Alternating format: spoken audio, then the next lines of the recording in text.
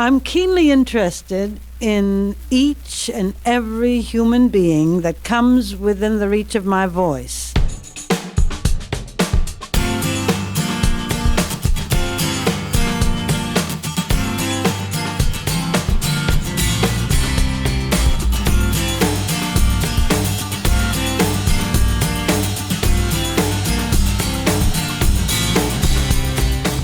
Hello, I'm John J. Thompson, and when I'm not working on this podcast with my compatriot Bruce Brown, or being a professor of music industry studies at Lipscomb University here in Nashville, one of the other things you might find me doing is writing.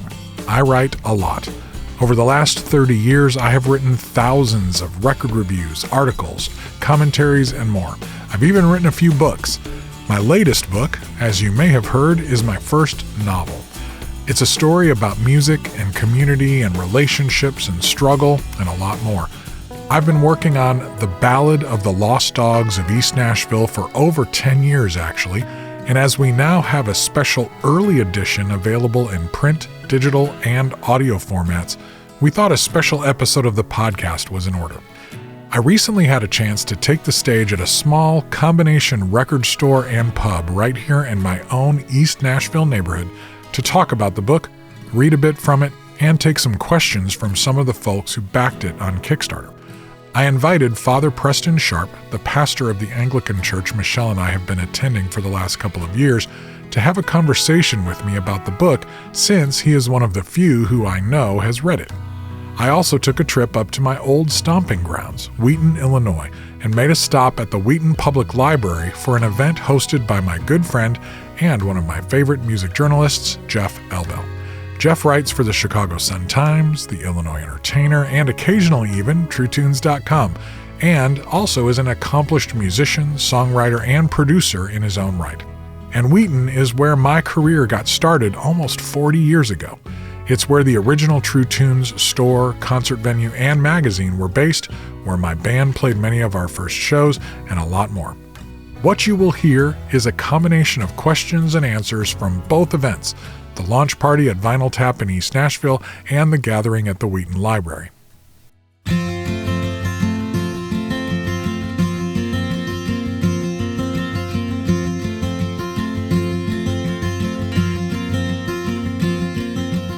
One of the things that's funny about the people, so what kind of book, what genre is this? And I don't even know what to tell people. So I'm going to ask you the first question. Okay. Like, you've read it. What genre would you say this book is? Oh, gosh. Okay. So it's a fiction story, of course, but it's interesting because there's some semi-autobiography in here, I think, that weaves through. As with every fiction story, there's some elements of John that I see in here and some backstory that I kind of fill in the gaps there. And it's inspirational. I think the word that keeps coming to mind for me is it's textured. There's like layers to this story. When I first read the book or heard the book, it was beautiful story, amazing story. There's layers to it. All these layers kind of come together. So he kind of pulls all these threads and then they kind of come together in this beautiful, I guess, music, like symphony kind of thing. But also then there's things that come back to you. So it's like, okay, there's a layer there that I missed, or there was this note here that I missed. And so I love this, man. I mean, this was, you can tell it's a labor of love. That's something that you put a lot into. It's not hard to read. So that's the thing. Sometimes when you pick up books, you go, okay, when am I going to get into this? But it's a natural story that flows really well. And then I love it takes place here in East Nashville. We'll talk more about that. So here. One question I had for you, you talk about the dogs thing and how that came to your mind, how that kind of drew you to this. But you had never published fiction before, right? Correct. This is my third full book, but my first novel I read. So talk to us a little bit about how it all came together, like came out of you. So, Jordan, who's hiding behind the merch table right now, was with me and a group of friends on a backpacking trip. It's about 10 years ago.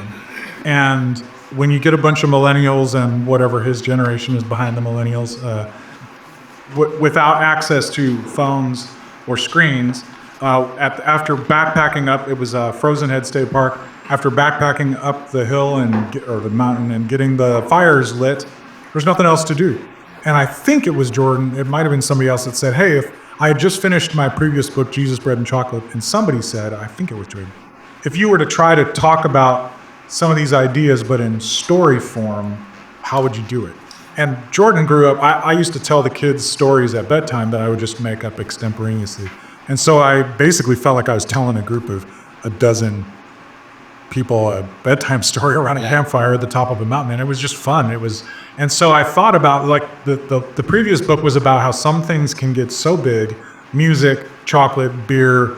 I used these different things, and I dove deep into those things and said they get so big that they undermine their very identity. Like, they become more corporate and more artificial. And so I thought, well, what do I know most? I know most music. I've been in the music business, and I've been a songwriter and artist my whole life. So let me start with that. And I started telling a story about a band, in quotes, that didn't even really want to be a band. It was like an accidental band formed out of community, but that it became so popular that it potentially compromised its own essence. And just sitting around the fire telling it. Then the next night I told a little bit more of the story. And then on the drive home, I had to drive, and I was so tired that I couldn't even listen to music. I mean, backpacking for 2 days and sleeping on the ground, hadn't gotten great sleep. And so I said, I got to keep telling the story to stay awake. And so I just made up stuff about these characters. And several of the guys said, you really need to write this down. And so my parents have been very generous and supportive of my creative side of things. And so they have some timeshare points and things. They basically gifted me time in a cabin a couple of different times. I could go away for a week. And Michelle, my wife who's here, had encouraged me when I'm doing something creative to do something that was not work. You write something artistic. Like, just tell a fun story or write songs or whatever. And so I dove into this story just because it was fun, and I wrote songs connected to the story, and I just got a lot of energy for it. And so that's really what started it. But I realized writing fiction is a completely different thing, and I wanted it to be done at a pretty high level, so I needed help, and I needed to learn how to write.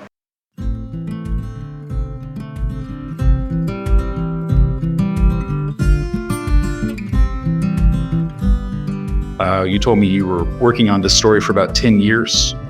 So I was curious whether the original kernel of the story survived and what was the biggest change. Yes, definitely the original kernel survived. The original kernel would be this idea that a group of seniors, people, guys in their 70s, 60s and 70s, with some college students, start making music in a garage on Boscobel Street in East Nashville just for fun. The old guys are bringing their musical background and sensibilities. It's an African-American guy, Hispanic guy, a white guy, all these different musical elements. All of them were reluctant to do what they're doing for various reasons. But because the stakes are so low and they're just playing in a garage, there's no risk, really. It's just friends.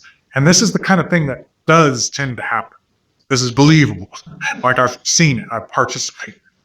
The college students are based on lots of students that I've known. All of these characters are based on not any individual person, but amalgamations of people that I've known. Some from up here in Chicago, a lot from Nashville. So that original concept was this band, this accidental band, would not have come together if it hadn't been that the stakes were so low. But then, because these college students are media savvy, they're young, they're hip, they know how to use Instagram and all this stuff, this thing kind of blows up and it gets a little out of control.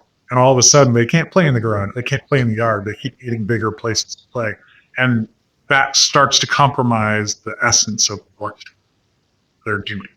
So that main thing survived. What didn't survive was that I went and created backstories for each of the characters. Some of them were 50,000 words long. Like, I would go deep into each of these characters.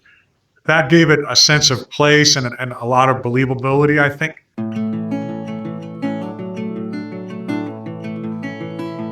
One of the things I love about the book is the way that you have painted these pictures of these pretty complex characters. An event like this is challenging because we don't want to give away the story because you need to read it.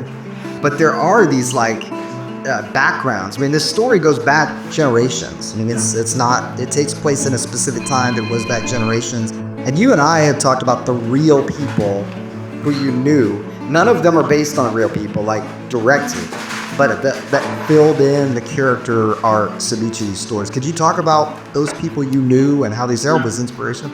The thing I loved about right away when we moved here to East Nashville was how the community just pulls you in to these pockets. And for me, the why, in the locker room, getting ready to work out, in the locker room, cleaning up after working out, I met some of the most fantastic people and heard their stories all the time. And I was amazed by their stories. And I was also amazed that that location, that YMCA, had been segregated in the 50s and 60s. And there's pictures. They don't run away from that history. It's one of the most integrated, fantastic communities right now, places in this whole area. But it wasn't always that way. It's progressed. So one of the characters in the story, Brother Lewis, he's not based on one person, but he's probably based on 4 or 5 people that I knew there and people I knew back in Chicago.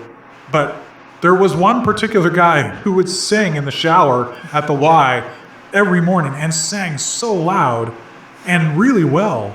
And one time, one of the things I did at EMI at the time that became Capitol was I had oversight of the demo studio in gospel music. And I said, man, would you ever be interested in coming over and just singing some gospel demos? Like, your voice is incredible.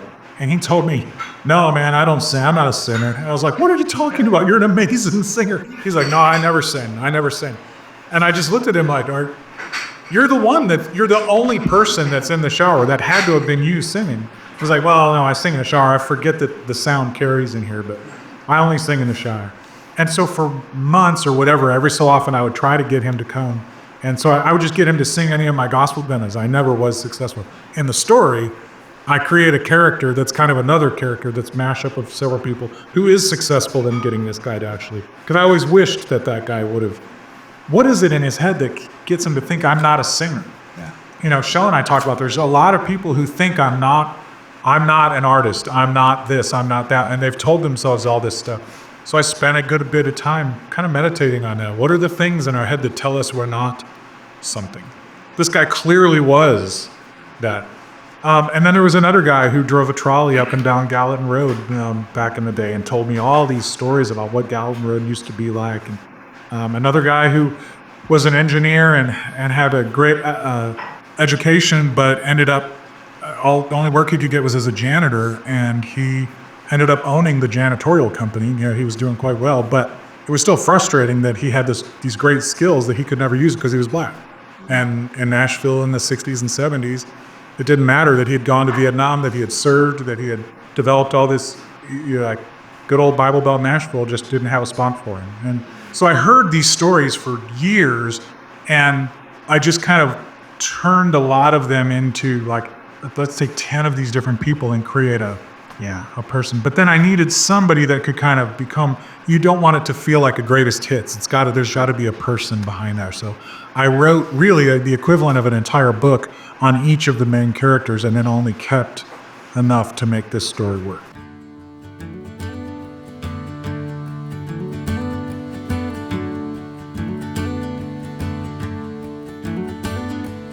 So how many times did you write the book? I would say, I think there's about 120,000 words in this, and I think I probably wrote 400,000 words to get to these. Maybe more. Were you always writing toward the same conclusion? Without giving it away? I will say that in the broadest sense, yes. People talk about this. Stephen King is one of my favorite writers, and also as a person of faith, where if you know that and then you read this stuff, you're like, oh, most people don't realize that he's a person of faith.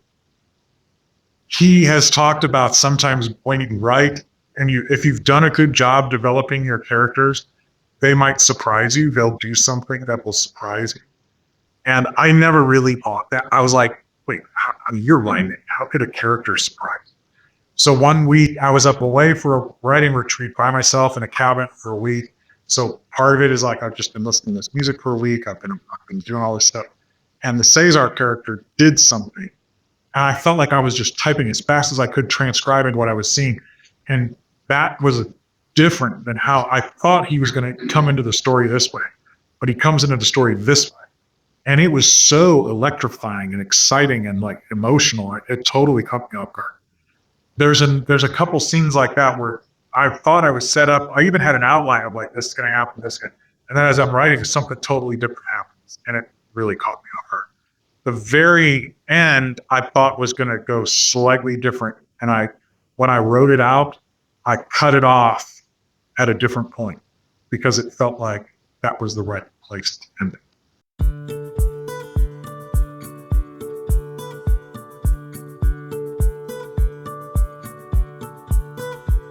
We've had so many conversations with people about what has been happening in East Nashville over the past 30 years, 20 years, 10 years, however you want to define it.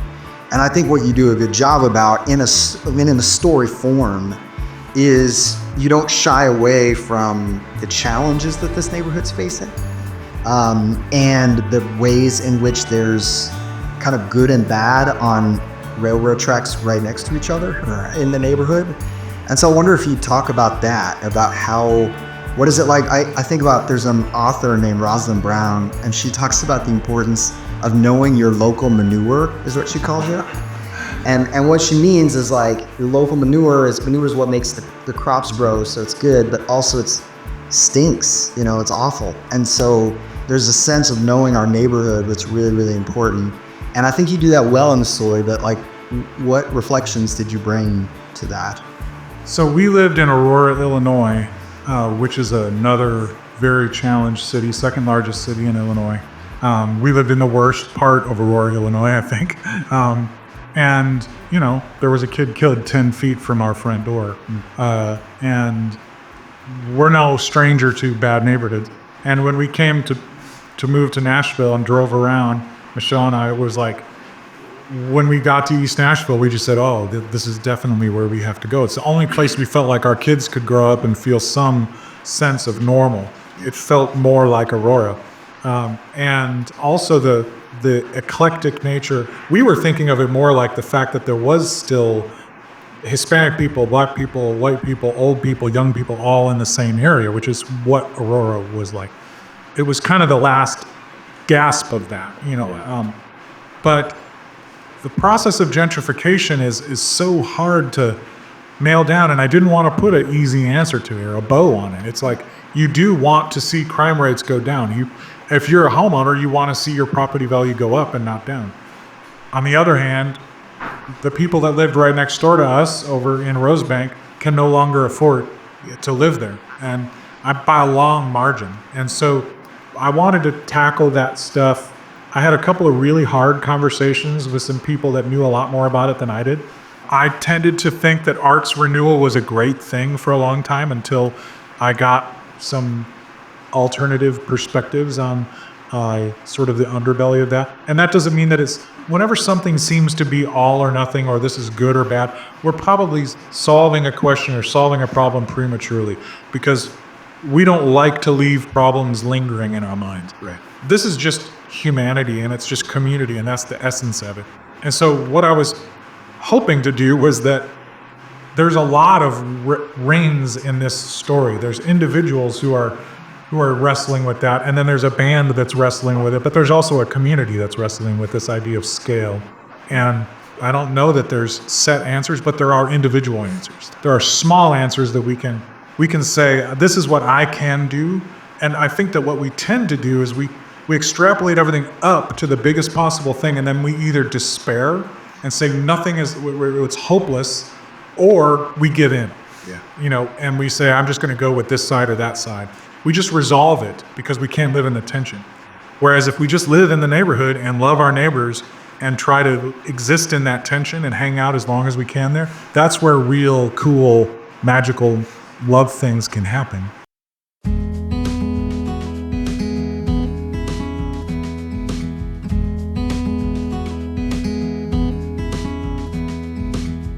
Another tension you hinted at earlier, and that's this kind of creative, artistic tension.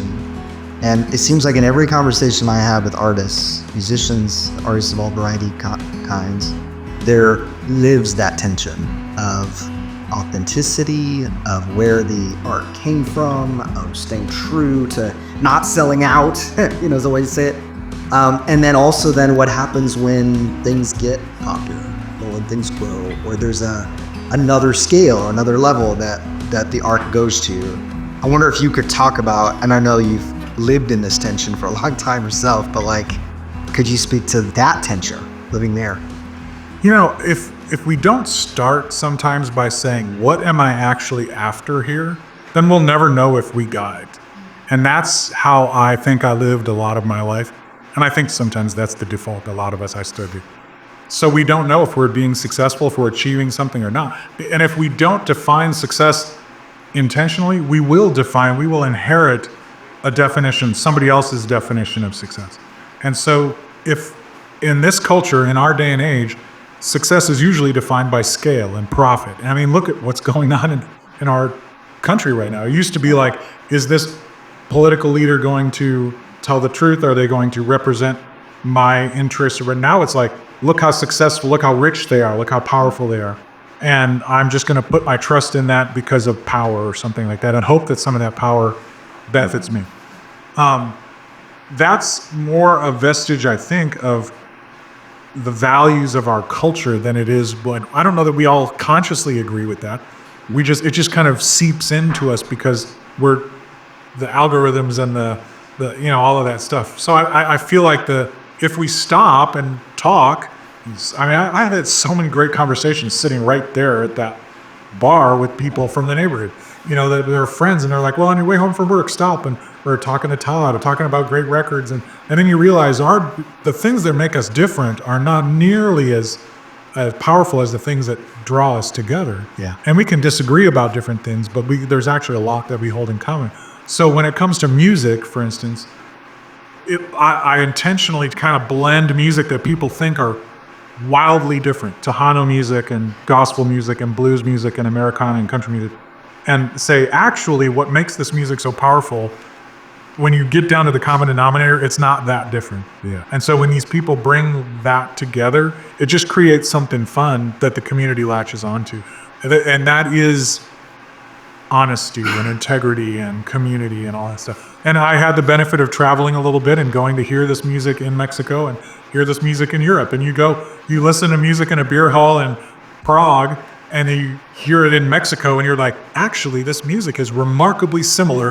like how is that? Well, it's because when people get together and there's a sound to that, and it's not that different as some of the marketing people want to tell us that it is. So I tried to drill into that, but I think that honestly, music often is an excuse for us to create community.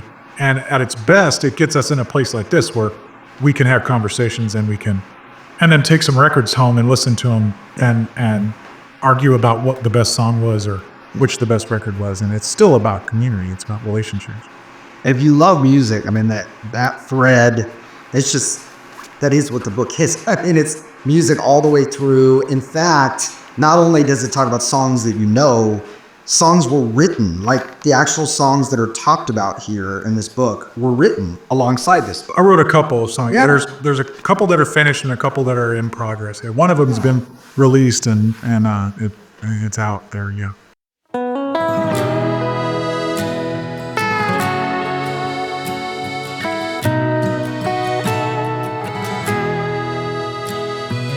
Oh, sweet Marianne, breathe it out, breathe it in. Don't be afraid, there's nothing to fear. You're not alone, I'm not much, I know, but I'm right here. One of the themes that I think is just so amazing in the book is this idea of things that are fractured or broken, and then them coming together, like reconciliation of relationships, people in contentious kind of backgrounds and situations coming together. In fact, I have to confess something to you. When I first was reading this, and I think they're jamming together and they're playing together, and they all come from different backgrounds, I was like, oh gosh, this could be real idealistic, I was like, okay, all our problems are solved because we have a jam session together, and it's all, it's all good. And then the more you read it, it's the complexity comes in and it hits you. And there's a story, I'm not giving it away, but there's a family story in here that resolves at the end. Well, maybe it resolves. Ish. Okay, not resolves and not a wrapped in a bow. There's a pointer here that actually pulls you tears, And so anyway, talk about that theme, how that resonated with you, and theme of reconciliation. And Well, I think that everybody says you write what you know, as an artist, you kind of are trying to create the world that you wish existed, as opposed to the world that it does exist. So I think that I've often spent probably more time than necessary contemplating what is the ultimate purpose of art, and bringing order to chaos, beauty to darkness, all these things, these Blaise Pascal and other philosophers have wrestled that did much more intelligently than I have, but I've been borrowing those ideas since I was a little kid. And so a lot of what I see, a lot of what I feel is relationships being torn apart. And it's friends being torn apart, it's parents torn apart from their children, it's generations, cultures, races. And I think there are powers that be that benefit from that and that fuel that. And then music is just another, there's something essentially spiritual about music, I think. And that it can draw people. Roger Ebert said films were empathy machines. And I love that quote. But I think music is the same thing. It's like, if you use it right, it can also be used to sell cheeseburgers, no doubt. Like it's powerful, and it just depends on how you use it. But when used properly, music is an empathy machine, just like film. That's what art does. It can bypass that rational part of your brain, the argumentative part, and you can actually have empathy for somebody else's story. And so in this, I wanted to create a problem that was a genuine problem. And it's a problem I've felt. Like it's a very close problem. It's not my exact problem, but it's very closely related to problems that I've experienced. And then not resolve it just by, we listened to a song and now I feel good. Yeah. But it does create a space in which people can make a choice to either increase their empathy or decrease it.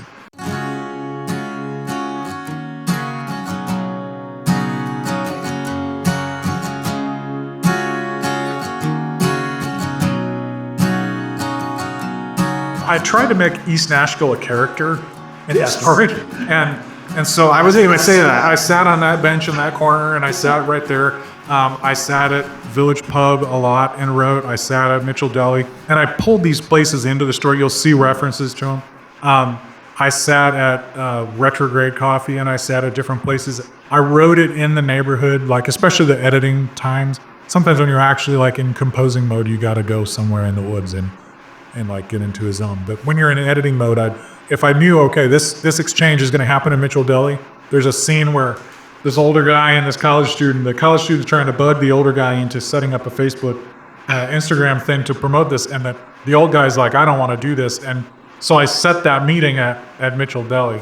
Nice. And, I went over to Mitchell Deli and wrote it at Mitchell Deli, right? And so I wanted East Nashville to feel like a character. I'd read Stephen King and some other people talk about making place a character. Yeah.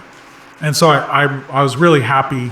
It made it take a lot longer, but it also, I love when a few people that have read it have said, I live here in this, I feel like you got, now it's also impossible because, man, I forgot to do this here. I even took my dang laptop down into the Shelby Bottoms and wrote on a picnic bench thing there for a little while just to have done it, but it's like, I can't do it everywhere.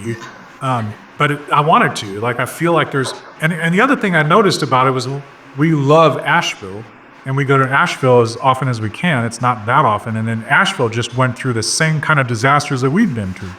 And it's just heartbreaking when you see that happen.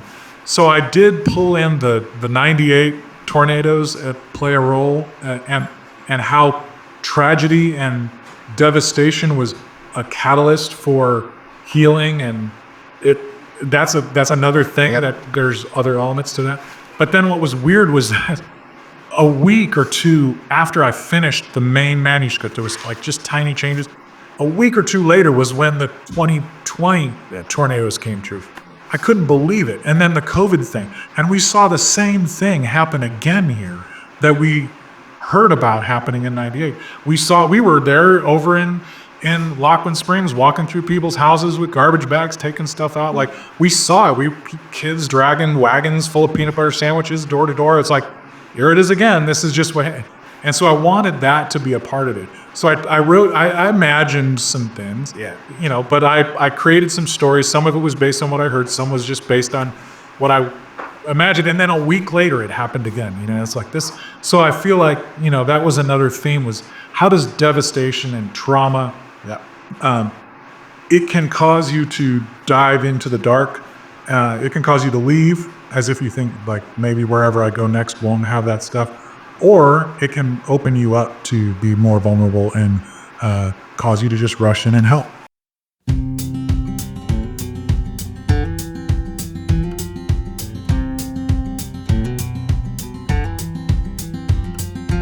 And where are you in this book? Where am I? Like, it's funny. I wrote the one, like, nerdy guy that shows up backstage. Like, that was clearly supposed to be me. One of my favorite things that's happened so far is my 98-year-old grandma. My grandma read an early version of this, and she, there's a priest, Cesar's priest, it's Father Mac. And Father Mac notices that Cesar is something's going on. And he's sensitive enough to say, hey, Cesar, after church, you'll have to get a beer and talk about it. So they go to some microbrewery in East Nashville to talk. And there's this exchange between the two of them. My grandma said when she read that, she was like, oh my gosh, I love Father Mac.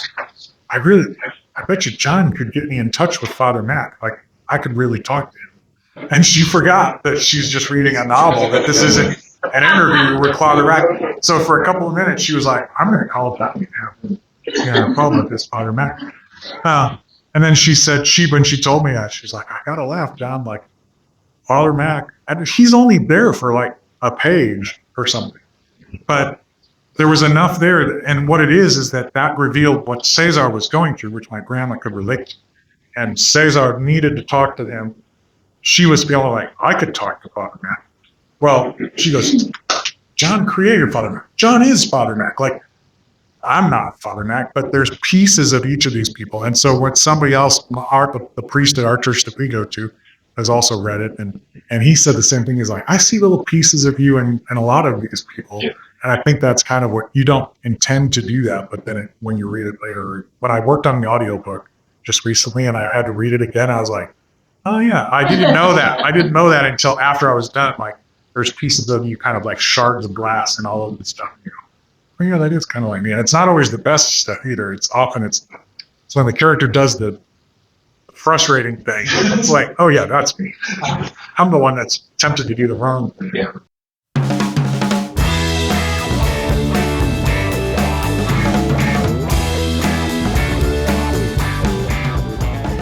What was your favorite character to flesh out? My favorite character to flesh out. I'll be honest, right? My first thing, I'm just going to say the first thing that came to mind is Nadia. Nadia is a character. She is in her late 60s, early 70s from New York, Greenwich Village.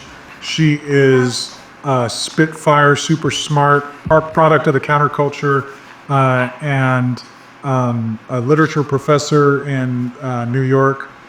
She is being kind of pressured to move to East Nashville to live with her adult son. Like, he's not a music person, but she doesn't want to live here because she's fiercely independent and she's pissed. But she's losing her sight. I really liked her character. You talk about, like, there's aspects of it being autobiographical. I think is it Stephen King? Jan Harris here is a literature professor at Lipscomb, and I'm trying not to remind myself that she's sitting right here because it's very both encouraging and intimidating. But somebody recently in the last 2 years, since I finished the book I read, said the thing like, when you write fiction, every character is kind of a piece of the author. Was that? When I read this back, when I just did the audio and I'm reading Nadia's bites, and I'm going, oh, like there's this spiel Nadia gives about when she was young, she had prejudged people and put them into 7 categories. And like, that's absolutely what I did. Like, I had totally done that. Like, I kind of very, very judgmental of like, these are the types of people and I'm going to be this kind of person. And that's very much the way I was. And but then I make that the way she was, not the way she became. And so I kind of feel like Nadia is who I want to be when I grow up. Like, she's that aspirational character in a lot of ways. I also knew right away that there needed to be a feminine presence in this thing, so it's not just a burro tale. And I had several women in mind that I could pattern her after. So the way that she talks and the kind of sass that she has and that everything that's not really me. That is based on us and several women that I know. And even her name is my grandma's name and my aunt's name. It's a family name, so I borrowed that from family. But yeah, so Nadia is probably my favorite one to flesh out.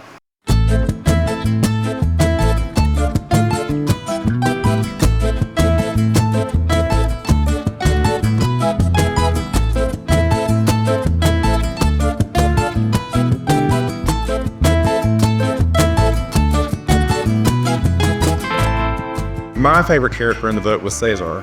And I was curious because you kind of touch on a lot of their backstories throughout the book, but it seemed like you took extra special care to Cesar's story and really fleshed him out really well. And I'm just curious why you felt like he was the one that really needed that spotlight.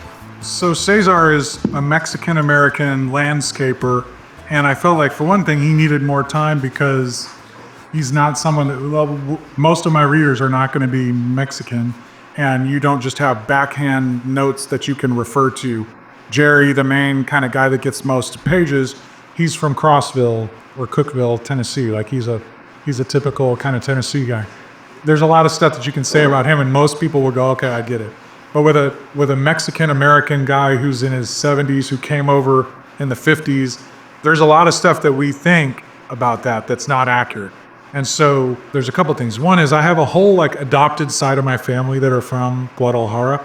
And so I have a lot of history with Mexican culture that's not biological, but it's even closer than if it was. Like, I'm closer to them than I am to some of my biological family.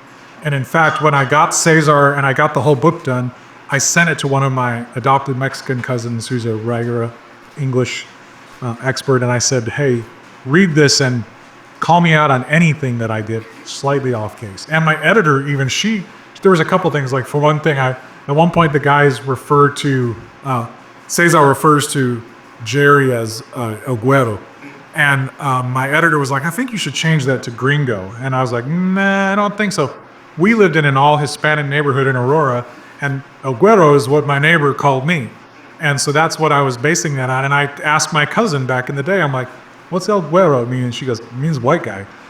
But not white guy like American white guy. It just means person of fair skin, but it could be an insult or it could just be neutral. And I was like, I don't understand. She's like, well, some Mexicans are from more Spanish descent and they have more fair skin, and some are from more native and they have darker skin.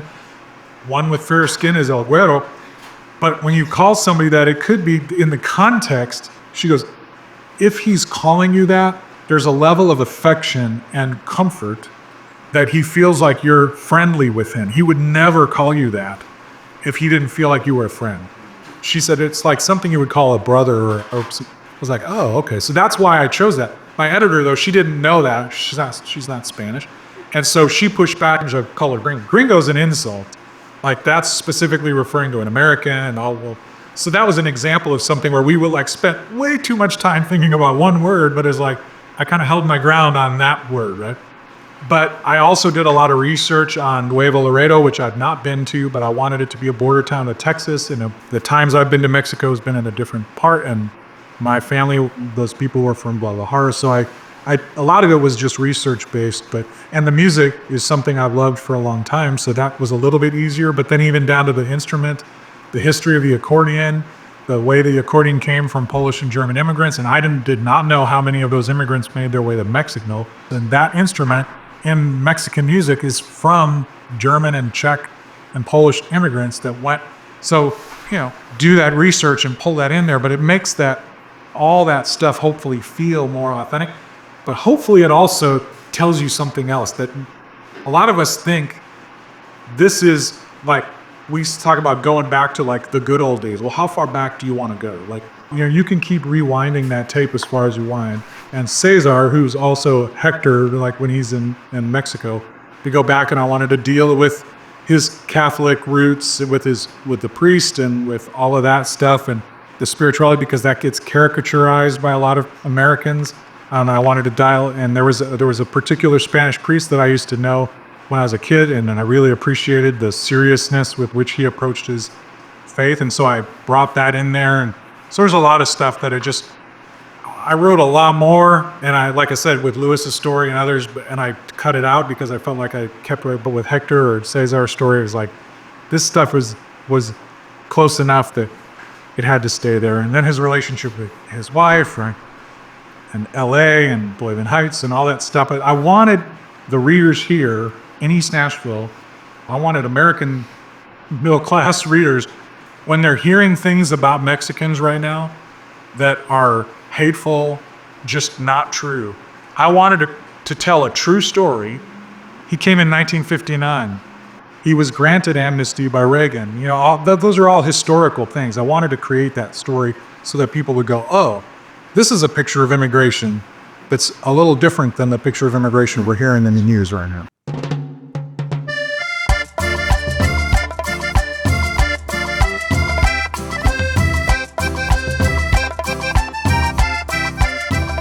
I get the impression that the essence of the book is community, but you're reading the book to find out about the inner journeys of what's revealed, or what the characters reveal to themselves by the time they get to the end of the story.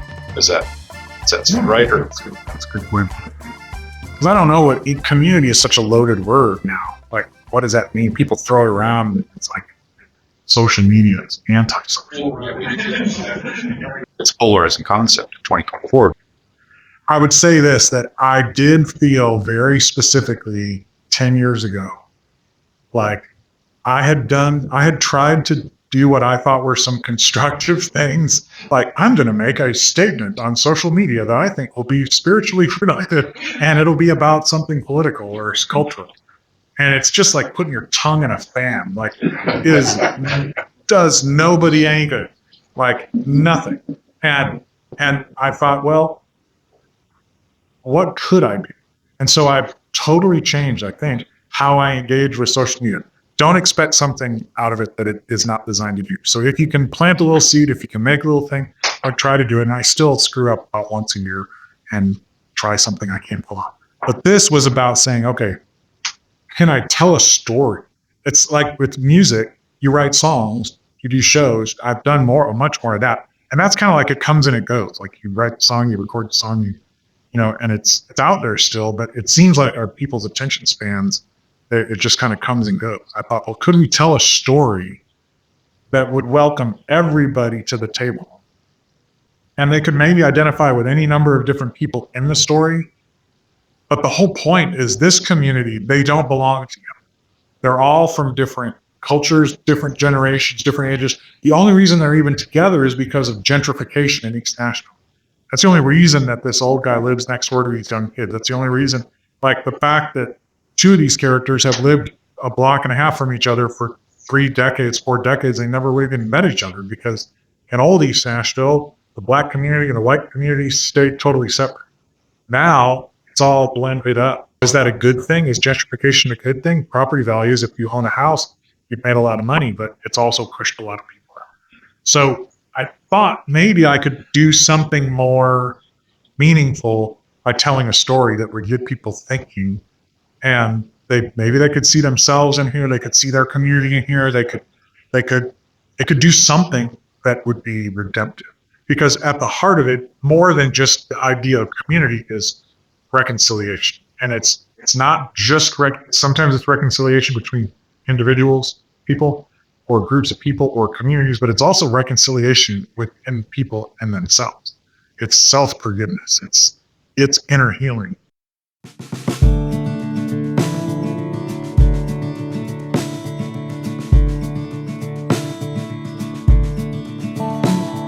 I think if there was a final question, what does it boil down to? I'd probably want to split it in half. There's why do people need to read this book? Or maybe it's who needs to read this book. But another way to ask that question is, somebody's read this book. What do you want them to tell somebody else about why they should read the book? What do you want your readers to take away and give to other people? I don't know how many people read books. Like, I don't know what the percentage of people is that read books. What's that? Old people. I work with college students all day, every day. And I want young people to read this. But I also created an audiobook where we worked our butts off to make it sound really good and put a lot of music in it. And so if you can't read it, listen to it. So I guess I would want people to say, some of the books that have changed my life was because somebody came along, like Rich Hollins, and said, oh my gosh, John, you have to read this book, and gave it to me or told me I had to get it. And the next time I saw him, I wanted to be able to say, I read it, and I like this part, and I don't understand this part, or whatever. And I liked to tell other people, I love this book. Like the first time I read N.T. Wright, Simply Christian, I told everybody. It was like this, okay, now this is theology. This is a breakdown you can wrap your head around. It's not so esoteric.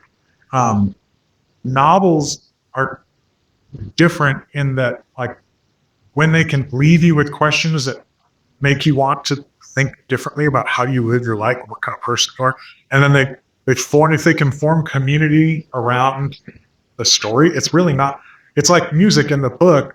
And music in my life, true tunes for crying out loud. Music was an excuse for us to get people together. I was telling Jesse this morning, like, we have a club. We put bands up on a stage. It was always it's always just an excuse. It's like, we just wanted to be together, and it didn't even matter how great the music was. Sometimes we would be all shocked. Sometimes it was Charlie Peacock. Sometimes it was like, oh my gosh, lightning just struck us all. And then we would sit around and talk about it, because it was really not just about the consumption of the music. It was about the conversations about what it meant to us. That's what Cornerstone was all about. It was as much about the conversations at night, in the middle of the night, about what did you see today? How are you different today than you were yesterday? That's what Cornerstone did. And so this is a story about me imagining, dreaming, kind of fabulizing, like, what could music be when we get it off of our devices and we do it back with people in space. And so this makes people say, I want to start a band in a garage with some old people like that are good players, or I just want to go hang out with people and talk. One of the best things I heard about Jesus Bread and Chocolate was when people would say, oh, I'm going through with my small group, and we baked bread and ate it and read a chapter together and talked, and eventually we forgot about the book, and it was about us in the room. So that's what I would love, is if this makes some college students go, man, my uncle plays accordion. I want to go make music with my uncle, just to actually go do stuff. That would be what I'm. So, but yeah, you're drawing together in the book. You're drawing together people who don't naturally fit together, at least on paper. And so, if somebody says, "Who's this book going to resonate with?" It could be the same answer. Yeah. And the slogan I put on the T-shirt at the bottom says, "We're not the band you are." The idea was, this is pushing it back out to the people, saying, instead of consuming product, produce, like, go create.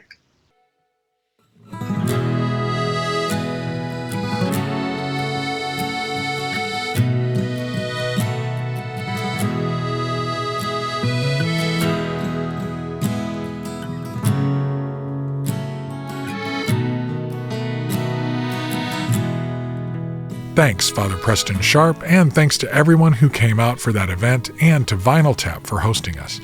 It was really fun to have more than half the room full of people who had no idea who I was, what the book was about, or what we were doing there, and yet have them all get into the conversation so completely.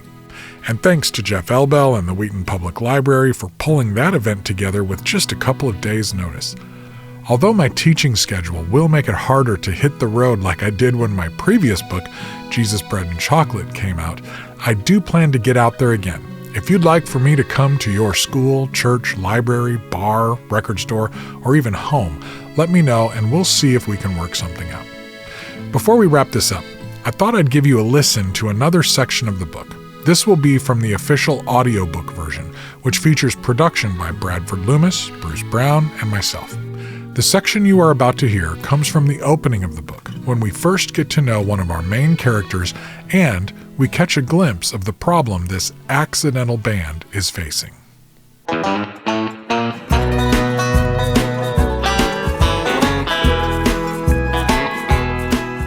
How could something as thrilling and completely unlikely as making music he loved with some of his closest friends in front of thousands of people in his own neighborhood in a way that generated real, tangible benefits for his community be filling Jerry Wesley with so many conflicted emotions and complicated thoughts?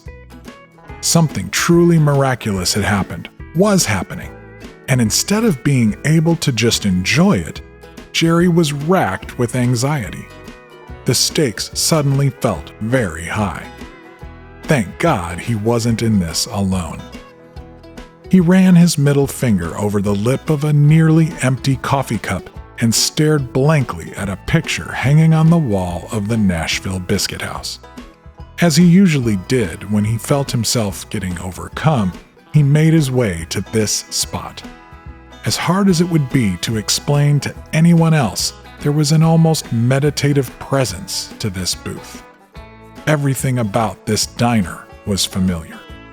His aging body knew the feel of the vinyl bench, the smells of coffee, syrup, bacon, and griddle smoke combined into a sort of calming incense. The kitchen workers, other customers' conversations, and the drawl of the servers cascaded over a bed of tinny WSM background music, creating a near symphony of sound. It all wove together into a multi-sensory comfort field for one of waitress Sharon's favorite patrons over the last 5 decades. She freshened Jerry's coffee with a genuine smile. "Where are you this morning, sweetie?" "Huh?" Jerry snapped back into the moment. "Oh, I'm right here. All's well. I'm just a little overwhelmed, I guess. Gotta say, I never saw this coming. I'm not sure what to think of it all." "Well, try to enjoy it a little bit," she teased. "But I don't want to see you coming in here with a handlebar mustache and suspenders anytime soon." She waved her forefinger at him. "Oh, but you do have to sign something for us." Jerry played dumb. "My check?" Sharon dropped a Sharpe and a morning copy of the Tennessean on the table and patted him on the back. Above the fold was a sweaty picture of him with a retired African-American trolley driver, a Mexican-American landscaper, one smart-looking grandmother, as well as a few college students and some other friends from the neighborhood who had gathered backstage after their inspiring concert in the park next to the community center the night before. Just above the picture read this headline: "Is this band of retirees and college students Bonnaroo bound?" Jerry shook his head and smiled. He was surprised the news of the offer was already out there. Now he had to get back to his house a few blocks away to meet the others. They had some decisions to make. He got up from his booth and made it over to the counter with a bit more of a limp than usual. His leg was acting up this morning. He figured it was probably just barking at him from overuse the night before. He paid for his meal and signed the newspaper on his way out the door. His first autograph. To Sharon and the Biscuit House crew, keep it real, Jerry James Wesley. He was pretty sure that was really stupid.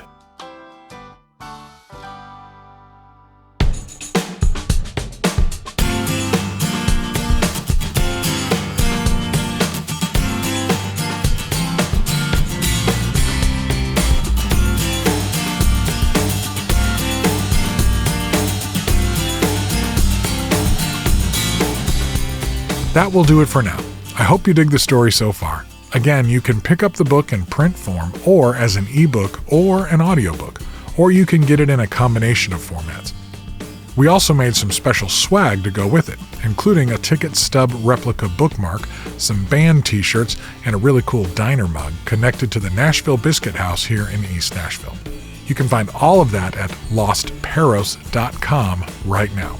That's LOSTPERROS.com. Those of you who are avid Bandcamp users might prefer to check it out at my band's Bandcamp store, thewaysidestore.com. You can get the physical book or the audiobook, or both, there as well. I hope this all doesn't feel too promotional, but to be honest, this book has been a major undertaking for me for quite a while, and I'm really excited for people to check it out. Also, the work it has taken to get it designed and printed, not to mention the management of the Kickstarter campaign and various other aspects of the launch of this publishing company, is one of the other reasons I have had to take a break on regular production of this podcast. So, I wanted to pull the curtain back a bit, especially for those of you who have been so supportive here, and let you in on the process a bit. Thank you for indulging me. Again, more info, behind-the-scenes videos, and your copies are all available at lostperos.com right now. This podcast is produced by John J. Thompson and Bruce A. Brown for Gyroscope Productions and is intended for the private use of our listening audience. The contents are protected by US copyright law and are the intellectual property of Gyroscope Productions, with the exception of songs or clips that are from previously copywritten materials. Everything on this episode is used by permission or under fair use provisions. Thanks for listening. Cheers. We'll see you next time.